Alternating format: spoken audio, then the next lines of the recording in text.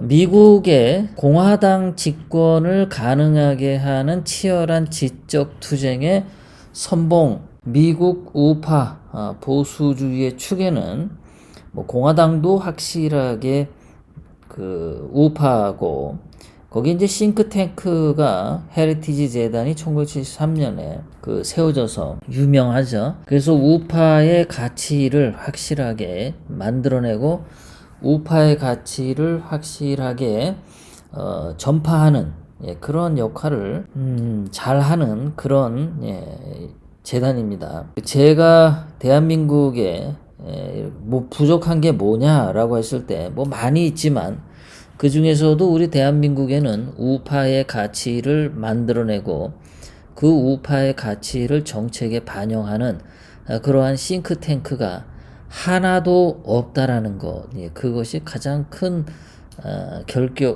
결점 중에 하나인 것 같습니다. 자, 지금 현재 미국 워싱턴 정가에서 이 헤리티지 재단하고 케이토 연구소가 있는데요.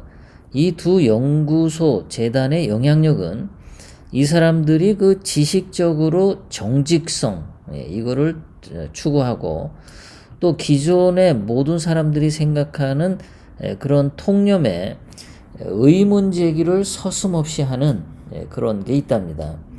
그리고 이 사람들이 우호적인 인사들, 그러니까 우파면 우파 인사 이런 거죠. 예를 들어서 우리 태극기 드신 분들은 우리들의 우파라고 생각하는 사람들 몇몇 있죠. 그런 우호적인 우파 인사들이 정권을 잡는다 하더라도 그 의문 제기 그리고 정직성 추구를 굳건히 밀고 나간다는 거예요. 벌써 한 50년 동안 그렇게 해오고 있다는 겁니다. 그러니까 미국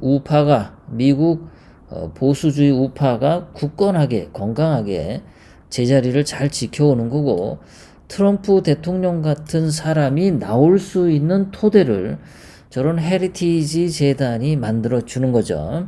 자, 그리고 이 헤리티지 재단 같은 보수주의 싱크탱크는 기득권 쪽에 유리하게 개정된 최근의 정치 자금법에 대해서도 이 케이토 재단과 헤리티지 재단은 정치 연설을 규제하는 정부의 권리를 비판하는 포럼을 열었다. 그리고 워싱턴에서 권력 세력의 기본적 전제에 대해 늘 의문을 제기하고 때때로는 우상 파괴적인 비판도 서슴없이 한다. 그러니까 한국에 이런 헤리티지 재단 같은 것이 있으면 우상을 섬기는 듯한 행위들에 대해서 비판을 하겠죠.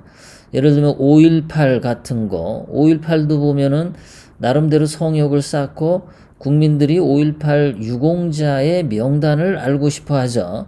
자, 자기네들은 5.18 유공자가 대단하게 훌륭한 사람이라고 선전을 하니까, 그럼 그렇게 훌륭한 5.18 유공자 명단 좀 보자. 훌륭한 사람 공개 좀 해라. 그런데 전혀 안 하죠.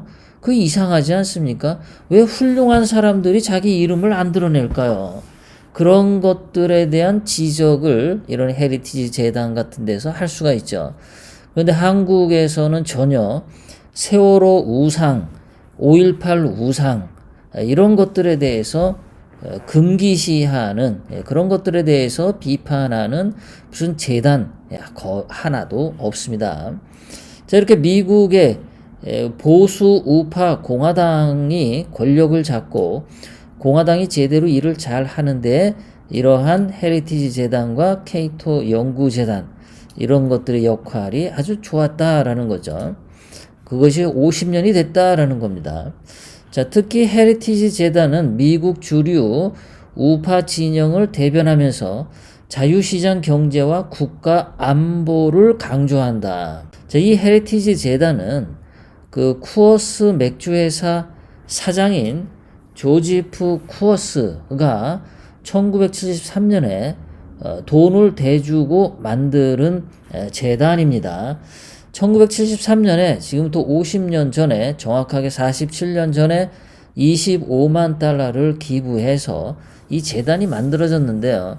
미국의 외교 정책, 미국의 국내 정책에 굉장한 영향력을 가지고, 근데 이런 재단이 영향력을 가지고 있는 거는 뭐 국회의원들하고 만나서 싸바싸바 술 먹고 뭐 형 동생하고 인척 관계 만들고 또 무슨 펀드로 뒷돈 대주고 그런 거 없다 이거예요. 그런 거 없어요.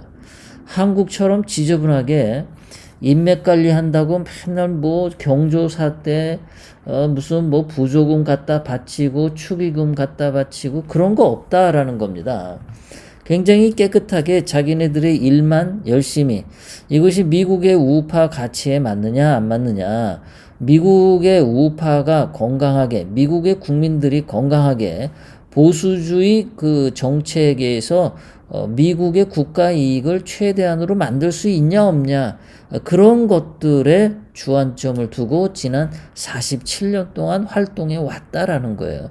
그래서 트럼프 대통령 같은 사람이 나와도 그래서 저렇게 이렇게 혼자서 열심히 싸우는 것처럼 보이지만 실질적으로는 이런 헤리티지 재단이 지난 47년 동안 만들어온 미국 보수주의, 미국 우파 세력의 밑바탕이 굉장히 단단하기 때문에 트럼프 대통령도 저렇게 일을 잘 하는 거다, 이렇게 보는 거죠. 자, 이 헤리티지 재단은 특히 1980년대 로널드 레이건 대통령 아래에서 소련을 이른바 악의 제국으로 규정하는데 헤리티지 재단이 중요한 역할을 한다.